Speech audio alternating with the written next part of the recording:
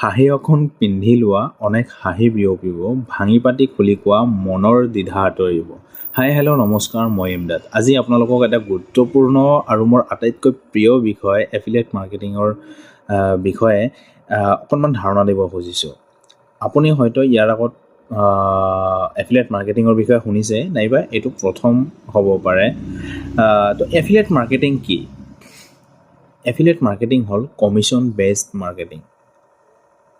অকণমান যদি বিতংকৈ কওঁ তেতিয়াহ'লে আপোনাৰ সম্পূৰ্ণ ধাৰণা আহি যাব। প্ৰতিটো কোম্পানীৰ নিজৰ নিজৰ প্ৰডাক্ট বা ছাৰ্ভিচ আছে, আৰু সেই ছাৰ্ভিচ বা প্ৰডাক্টসমূহ চেলছ কৰিবলৈ কোম্পানীয়ে চেলছ এক্সিকিউটিভ নিয়োগ কৰে আৰু তেওঁলোকক মান্থলি টাৰ্গেট দিয়া হয় আৰু মান্থলি চেলাৰী প্ৰদান কৰা হয়।